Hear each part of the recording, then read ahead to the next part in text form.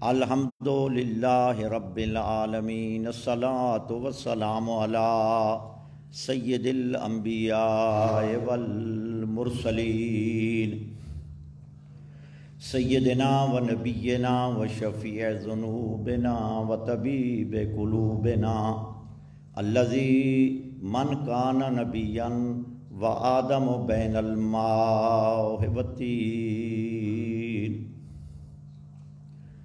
الفیض سرمد والرسول المسدد المصطفى الامجد المحبود الاحمد حبیب الہ العالمین ابی القاسم محمد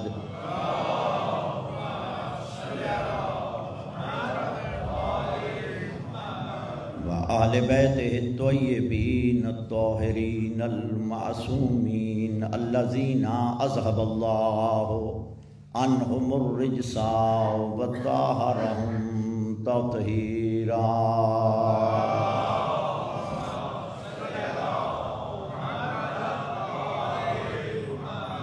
اما بعد فقد قال الامام موسیٰ القاظم علیہ الصلاۃ والسلام ان فاطمۃ علیہ السلام صدیقۃ شہیدۃ ان بنات الانبیاء لا یطمثن بآواز بلند صلوات پڑھیے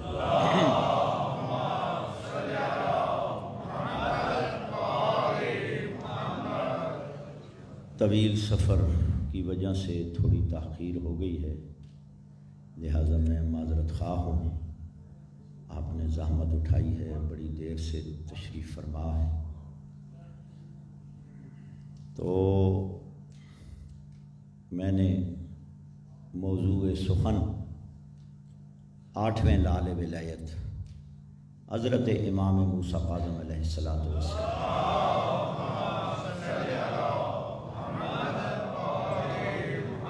کا ارشاد آپ کے سامنے پیش کیا ہے کہ معصوم اپنی دادی فاطمہ الزہرا سلام اللہ علیہ کے بارے میں وآل محمد ارشاد فرما رہے ہیں، ان فاطمہ بلا شبہ فاطمہ سلام اللہ علیہ صدیقہ ہے، شہیدۃ، وہ اپنی طبعی موت سے دنیا سے عالم روحانی کی طرف تشریف نہیں لے گئیں بلکہ ان کو شہید کیا گیا ہے۔ ان بنات الانبیاء، نبی کی انبیاء کرام کی دختران بیٹیاں، لا یطمثن، وہ عام آلودگیوں سے اور نجاستوں سے پاک اور پاکیزہ ہے۔ تو امام موسیٰ کاظم علیہ السلام نے سیدہ فاطمہ زہرا سلام اللہ علیہ کے حوالے سے جو لفظ ارشاد فرمایا ہے کہ وہ صدیقہ ہیں، جناب فاطمہ الزہرا سلام اللہ علیہ کی صداقت اظہر من الشمس ہے، کیونکہ وہ بضع پیغمبر ہیں، بضع امام الانبیاء ہیں۔ صداقت کے لیے صرف مباہلہ کو لیا جائے کہ فَقُلْ تَعَالَوْا نَدْعُوا أَبْنَاءَنَا وَأَبْنَاءَكُمْ وَنِسَاءَنَا وَنِسَاءَكُمْ وَأَنفُسَنَا وَأَنفُسَكُمْ، تو یہاں وَنِسَاءَنَا، وہاں جو صادقین تھے انہوں نے مباہلہ کے لیے جانا تھا۔ عیسائیوں کے مقابلے میں جن کو پیغمبر گرامی قدر اپنے ساتھ لے کر گئے وہ تمام کے تمام صادقین تھے، وہ صادق تھے، تو اس لیے اس میں سر فہرست جناب فاطمہ الزہرا سلام اللہ علیہ ہے۔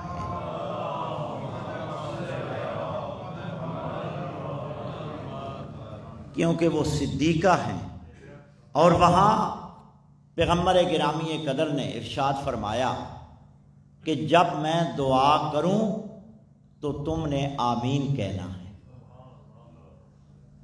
لیکن وہ مسلمان نہیں تھے، عیسائی تھے۔ جب انہوں نے ان ہستیوں کو دیکھا، ان کے نورانی چہروں کو دیکھا،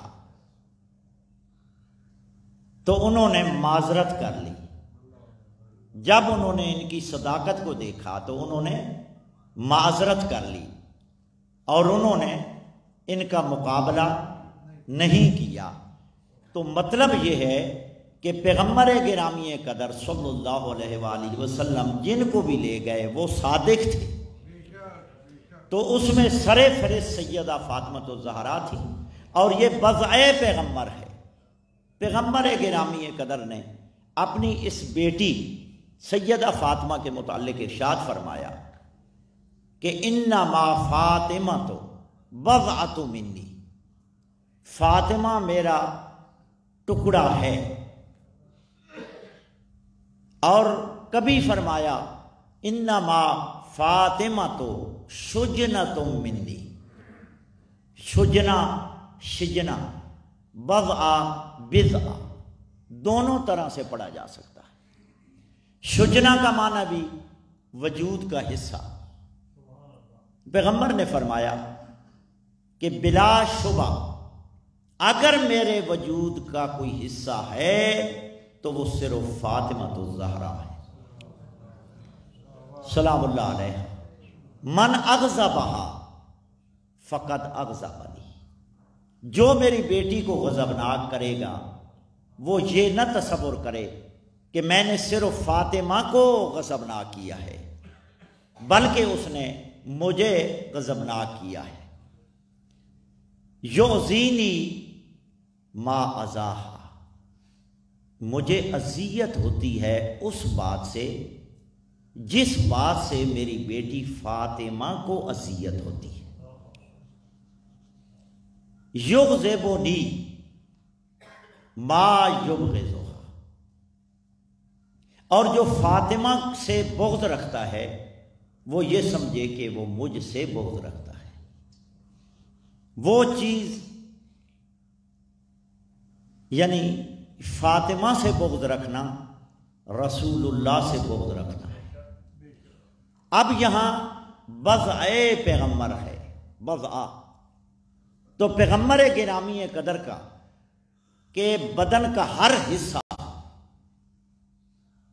ہر جز وہ معصوم ہے، وہ خطا سے پاک ہے، خطاؤں سے پاک ہے، اور پیغمبر کے جسم کا ہر عضو تمام کائنات سے افضل ہے۔ حضرت آدم سے لے کر حضرت عیسیٰ علیہ السلام تک تمام انبیاء کرام سے پیغمبر گرامی قدر کا ایک ایک جز افضل اشرف اعلیٰ ہے۔ میری باتیں کچھ سمجھ آ رہی ہے سب حضرات کو؟ تو پیغمبر گرامی قدر نے جو ارشاد فرمایا بضعۃ منی، اس میں بہت سے نامور اکابر علماء نے کہا ہے کہ کیونکہ فاطمہ زہرا بضع پیغمبر ہیں، سوائے پیغمبر گرامی قدر کے فاطمہ زہرا سب سے افضل ہے، سب سے افضل ہیں، یعنی بضع پیغمبر ہونے کی وجہ سے۔ لہذا پیغمبر گرامی قدر کی عظمت جو ہے وہ یعنی آفاقی ہے۔ نبوت کیا ہے؟ آفاقی ہے۔ اسی طرح جناب فاطمہ زہرا کی افضلیت بھی آفاقی ہے۔ اب علماء نے یہ بھی لکھا ہے کہ فاطمہ زہرا کو، کیونکہ عام جو تصور بیان کیا جاتا ہے انبیاء کرام کے علاوہ کسی کو گالی دینا عام مسلمانوں کے ہاں موجب کفر نہیں ہے، لیکن بہت سے اکابر، ہمارے بھائیوں کے اکابرین نے، ہمارے ہاں تو مسلم ہے کہ امام یا ایسی ہستیوں کو گالی دینا موجب کفر ہے، لیکن ان کے ہاں سوائے انبیاء کرام کے اگر کسی کو گالیاں گالی دی جائیں تو وہ موجب کفر نہیں ہے، لیکن اس پہ تمام علماء متفق ہیں کہ جو فاطمہ زہرا سلام اللہ علیہا کی شان میں توہین کرتا ہے یا ان کو گالی دیتا ہے الیاذ باللہ، تو یہ موجب کفر ہے، وہ بندہ دائرہ اسلام سے خارج ہو جاتا ہے۔ اور یہ کیونکہ بضع پیغمبر ہے، لہذا بضع پیغمبر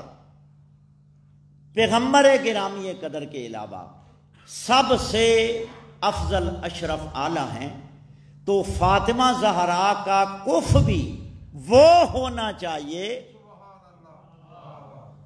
جو پیغمبر گرامی قدر کے علاوہ سب سے افضل اشرف اعلیٰ ہو۔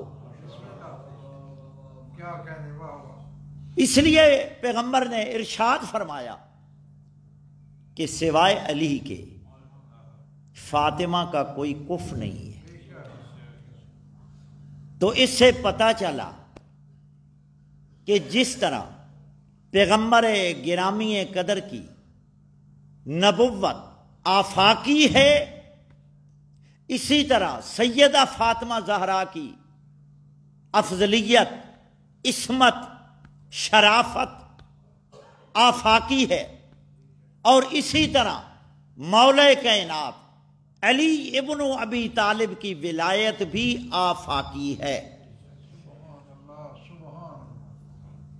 پیغمبر اسلام صلی اللہ علیہ وآلہ وسلم، صلی علی محمد وآل محمد، تمام انبیاء کرام سے افضل ہے، سب کا اتفاق ہے۔ کیوں؟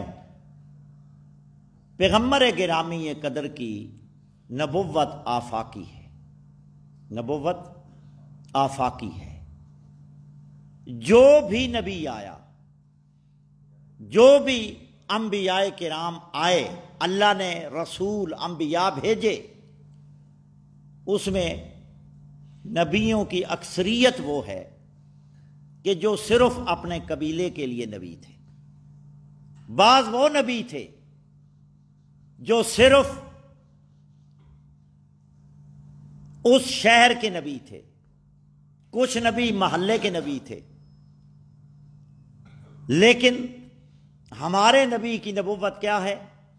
آفاقی ہے، اور نبیوں کی اکثریت بنو اسرائیل سے ہے۔ اکثر نبی، اکثر انبیاء کرام کا تعلق بنو اسرائیل سے ہے، سوائے چند انبیاء کرام کی۔ تو لہذا ہمارے نبی صلی اللہ علیہ وآلہ وسلم کی جب نبوت آفاقی ہے، تو اسی طرح جب مولا کائنات کی ولایت اور امامت آفاقی ہے، اسی طرح مولا کائنات بھی سوائے پیغمبر گرامی قدر کے حضرت آدم سے لے کر حضرت عیسیٰ تک تمام انبیاء کرام سے افضل ہے۔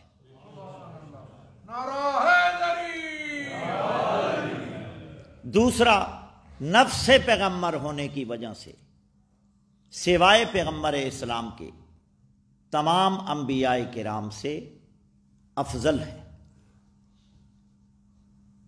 اور کف فاطمہ ہونے کے علاوہ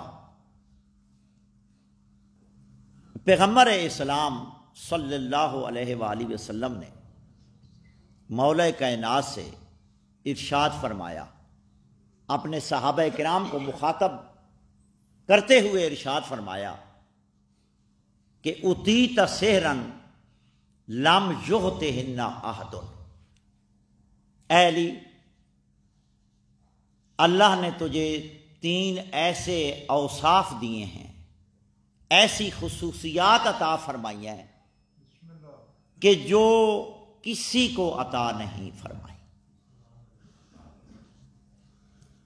حتیٰ کہ وہ صفات اور اوصاف اللہ نے مجھے بھی عنایت نہیں فرمائے۔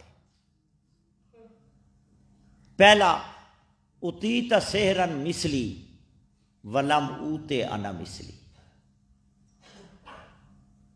پہلی خصوصیت جو اللہ نے تجھے عطا فرمائی ہے، اللہ نے تجھے مجھ جیسا سسر عطا فرمایا ہے، جو اللہ نے خود مجھے بھی مجھ جیسا عطا نہیں فرمایا۔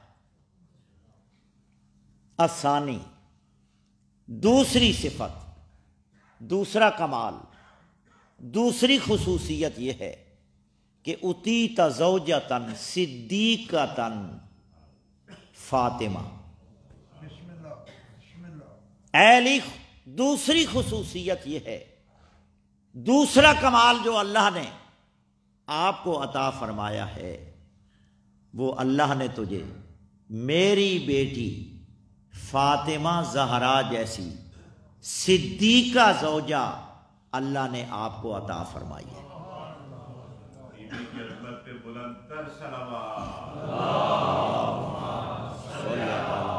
محمد وآل محمد،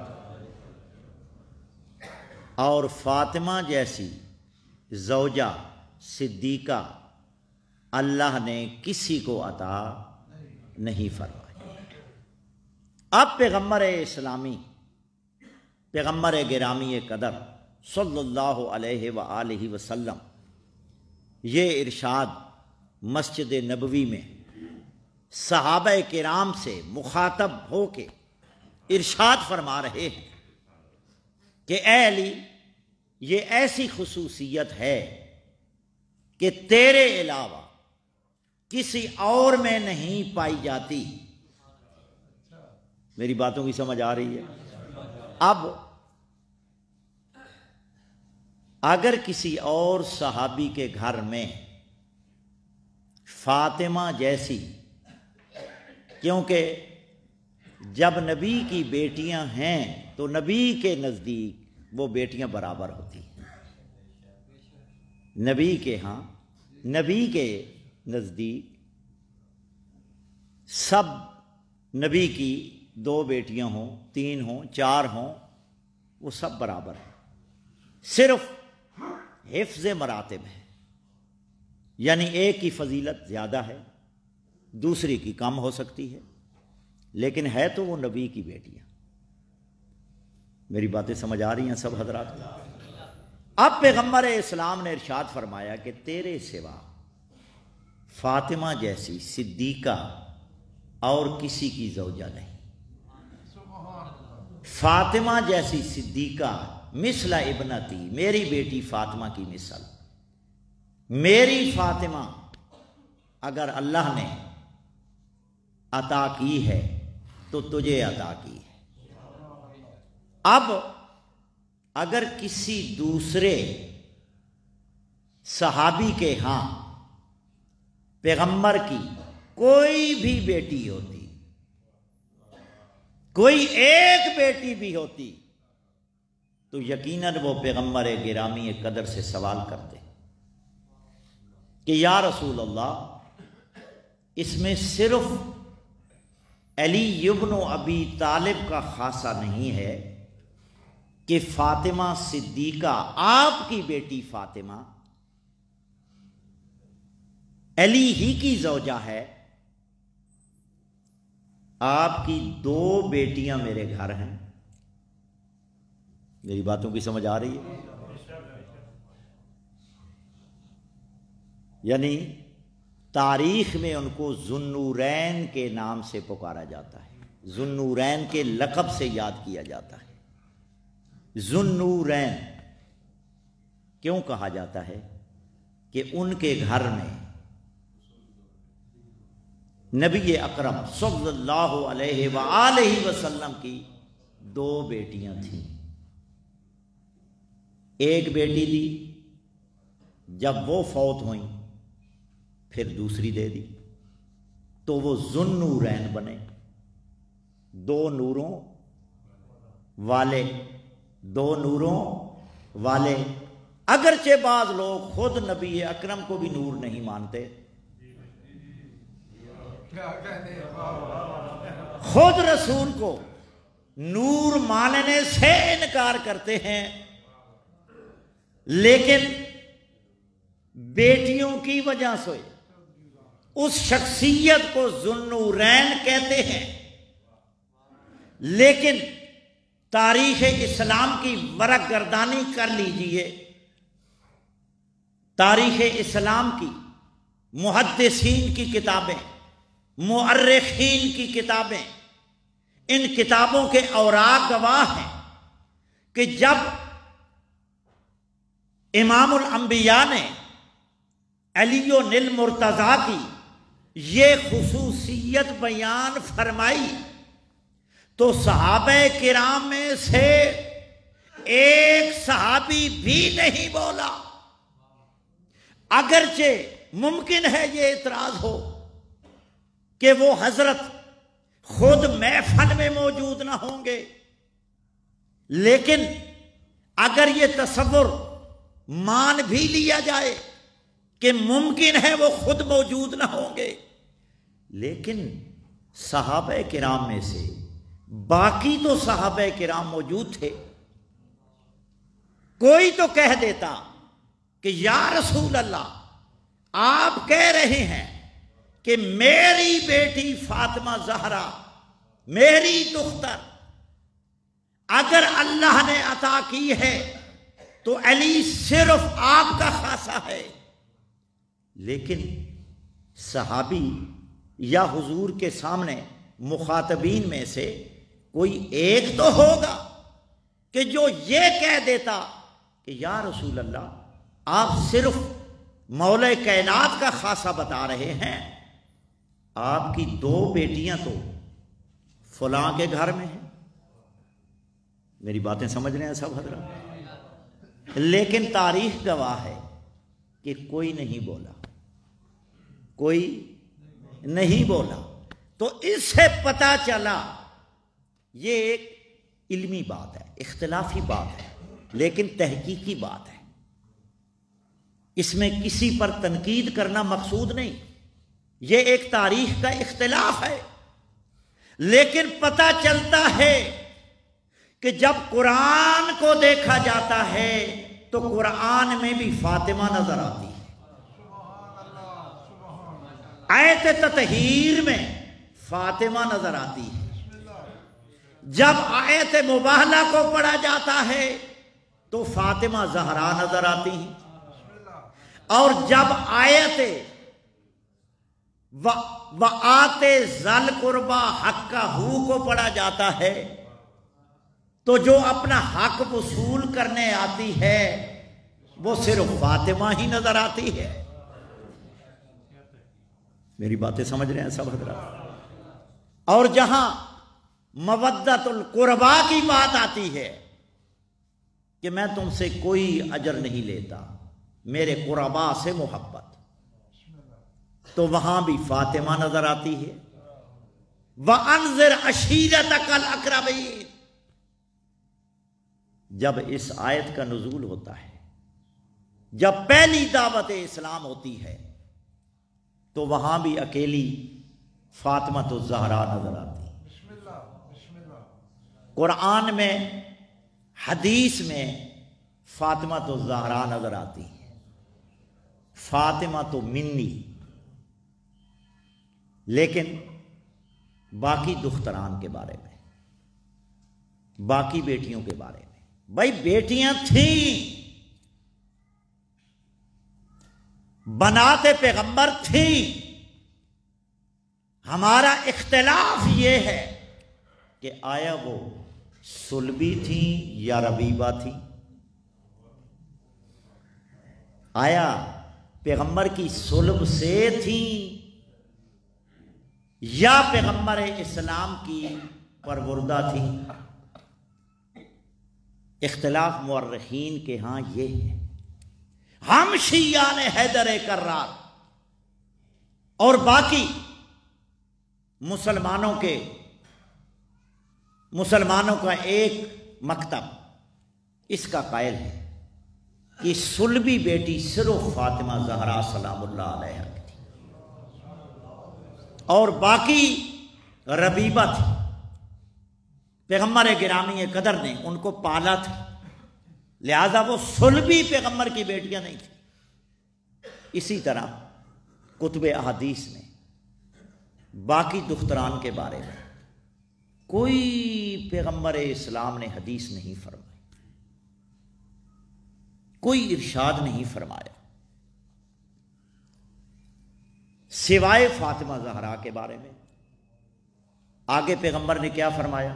یہ کتنی خصوصیات ہو گئیں؟ 2۔ پیغمبر نے فرمایا 3 ایسی خصوصیات ہیں۔ وہ کون سی ہیں؟ الثالث، علی، تیسری خصوصیت یہ ہے اتیت الحسن والحسین فی صلبک، اللہ نے تجھے حسن اور حسین عطا فرمایا۔ حسن اور حسین کی مثل اللہ نے میری صلب میں بھی نہیں رکھے، یعنی میرے بیٹے بھی ابراہیم اور قاسم حسن اور حسین جیسے نہیں۔ وَلَٰكِنَّكُم مِّنِّي وَأَنَا مِنكُم، لیکن تم مجھ سے ہو اور میں تم سے ہوں۔ یہ خصوصیات مولا کائنات۔ اور دوسرے مقام پر سیدہ فاطمہ زہرا اور حیدر کرار، علی بن ابی طالب سلام اللہ علیہما، جب حکم ہوتا ہے میرے حبیب تمام کے جن صحابہ کرام کے دروازے مسجد کی طرف کھلتے ہیں، سد الابواب، ان دروازوں کو بند کر دو، ان دروازوں کو بند کر دو، الا باب علی، سوائے علی و زہرا کے دروازے کے، باقی تمام کے دروازے بند کر دو۔ اب دروازے کیوں بند کیے؟ کہ مسجد میں بعض انسان، یعنی بعض اوقات انسان ایسی حالت میں ہوتا ہے کہ وہ مسجد میں داخل ہونا اس کا حرام ہو جاتا ہے، اس کا مسجد میں، اللہ کے گھر میں داخل ہونا حرام ہو جاتا ہے۔ یعنی تمام انسانوں پر سوائے ان شخصیات کے جن کو اللہ نے معصوم بنایا ہے، ہر انسان کچھ وقت کے لیے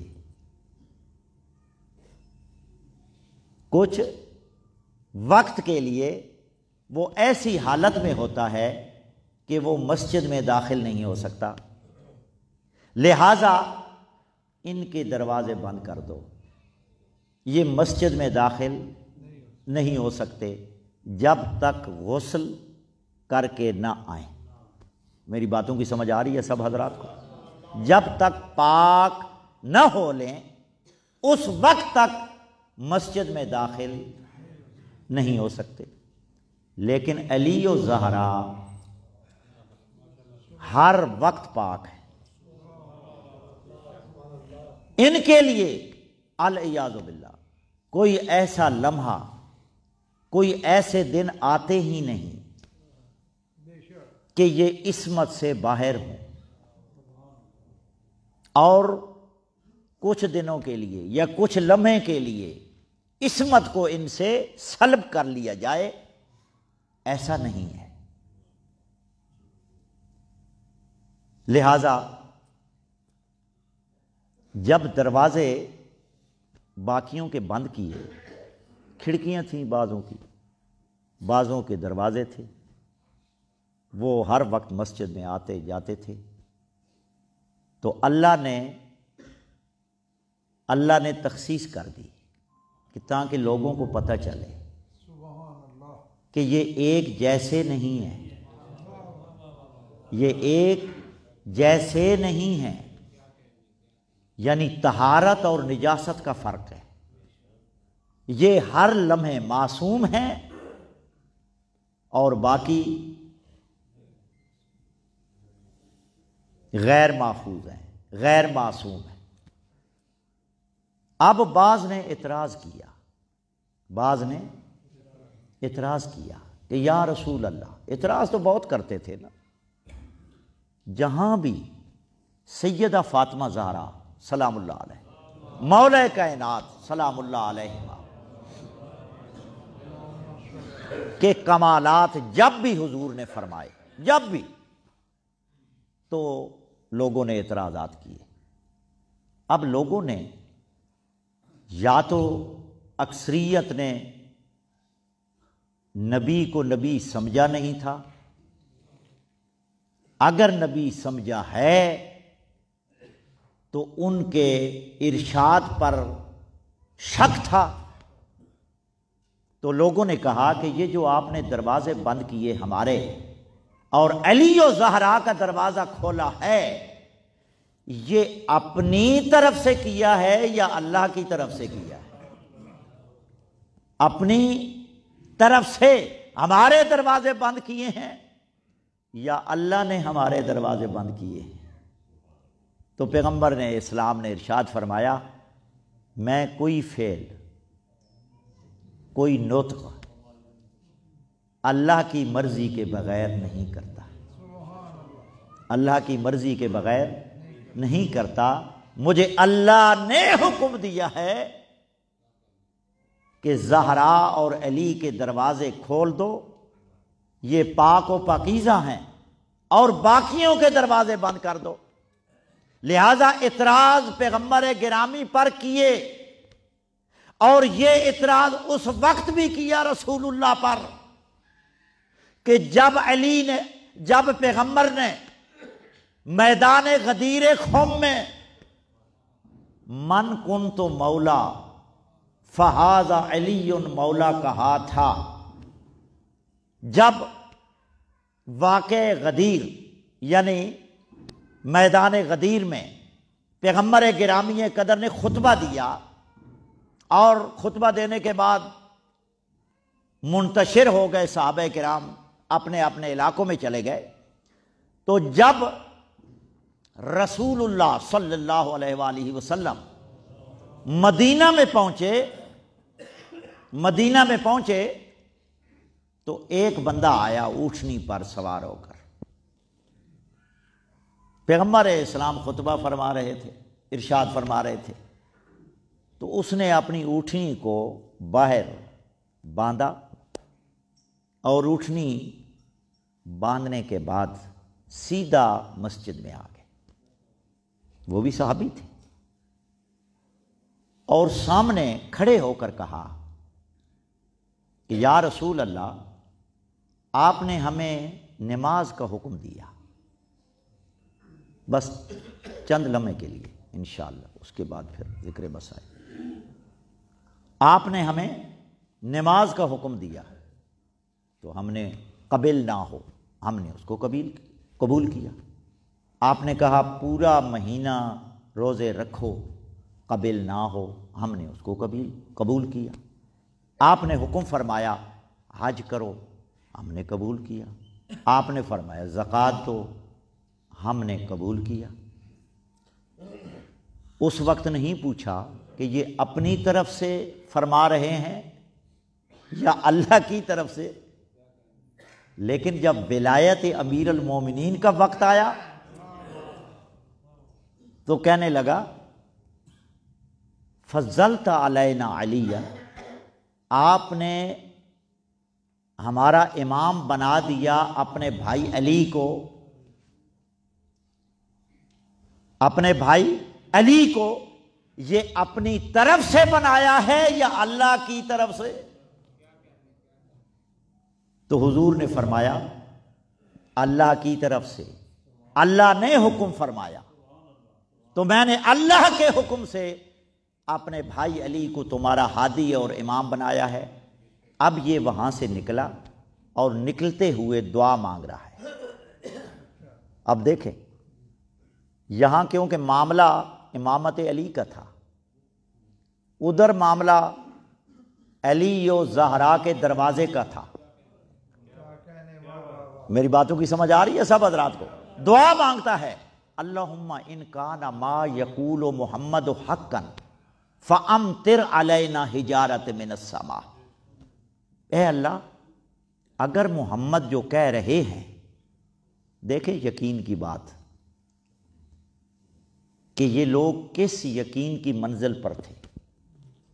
کہتے ہیں اگر جو محمد فرما رہے ہیں کہ میں نے علی کو ہادی اور امام جو بنایا ہے وہ اللہ کی طرف سے بنایا ہے، اگر یہ حق ہے تو مجھ پر عذاب نازل فرما۔ وہ ابھی اونٹنی تک نہیں پہنچا تھا، اوپر سے پتھر آیا اور نیچے سے نکل گیا۔ میری باتوں کی سمجھ آ رہی ہے سب حضرات کو؟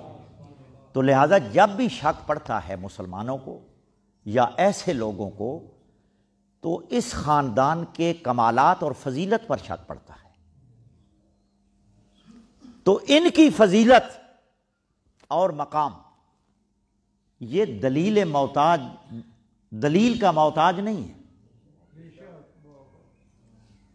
یہ مخدومہ کائنات سلام اللہ علیہا کی فضیلت اور عظمت، سکونی، بس وقت کم ہے، سکونی امام جعفر صادق علیہ السلام کی خدمت میں حاضر ہوتا ہے۔ اسماعیل سکونی امام جعفر صادق علیہ السلام کا صحابی ہے، وہ امام علیہ السلام کی خدمت میں حاضر ہوتا ہے اور انتہائی پریشان ہے۔ تو امام علیہ السلام اسے دیکھ کر فرماتے ہیں کہ اے سکونی تو پریشان نظر آ رہا ہے، تجھے کون سی پریشانی ہے؟ کہتا ہے مولا مجھے اللہ نے ایک بیٹی عنایت فرمائی ہے، مجھے اللہ نے ایک بیٹی دی ہے۔ تو امام نے فرمایا تو یہ اللہ کا شکر ہے، اللہ تجھے اس بیٹی کے بدلے یعنی بیٹی کا حصہ دے گا، پریشان نہ ہو۔ تو اس بچی کا نام کیا رکھا ہے؟ کہتا ہے مولا اس کا نام میں نے فاطمہ رکھا ہے۔ یہ نام سننا تھا، امام جعفر صادق علیہ السلام کی چیخیں نکل گئیں، معصوم امام رونے لگے اور فرماتے ہیں اے سکونی تو نے میرے دل کو دکھی کر دیا ہے، مجھے ماں زہرا کی مصیبت یاد آ گئی ہے۔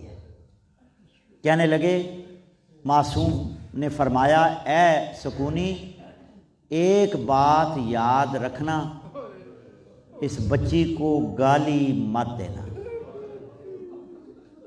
اور اس بچی کو اذیت نہ دینا۔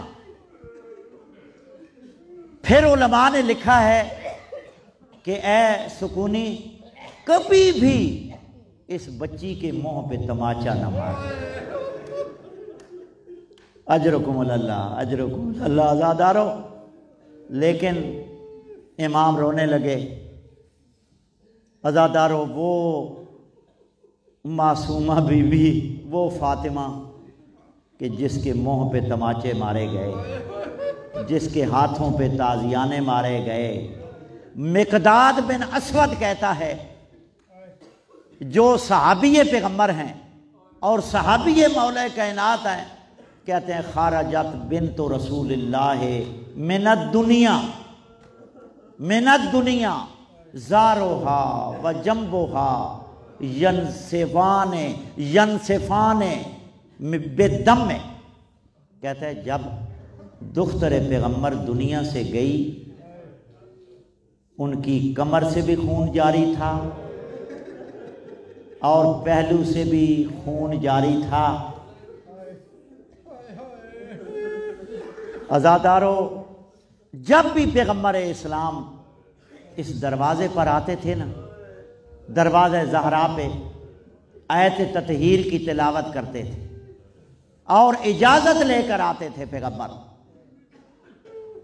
آیت تطہیر کی تلاوت کرتے تھے اور رو کر فرماتے تھے اے زہرا وہ وقت بھی آئے گا کہ اسی دروازے کو جلایا جائے۔ اجرکم اللہ۔ عزادارو وہ وقت آ گیا، بس میں ختم کرتا ہوں۔ عزادارو وہ وقت آ گیا جب یہ لوگ دروازے پہ آئے اور دکل باب کیا تو دروازے کے پیچھے سیدہ فاطمہ زہرا میری مظلوم آقا زادی موجود تھی اور فرمانے لگی ہے مسلمانوں آپ نے اتنی جلدی کر دی، ابھی تک تو میرے بابے کا کفن بھی میلا نہیں ہوگا۔ عزادارو تھوڑی دیر تھی، انہوں نے دروازے کو دھکا دیا اور جب دھکا دیا میری آقا زادی دروازے اور دیوار کے درمیان میں آ گئی۔ علماء نے لکھا ہے کہ جب دروازے کو آگ لگائی اور دروازے سے آگ کے شعلے بلند ہونے لگے، جو دروازے میں جو میخیں تھیں، جو کیل تھے، عزادارو وہ سرخ نظر آ رہے تھے، لیکن میری آقا زادی دروازے اور دیوار کے درمیان میں آ گئی۔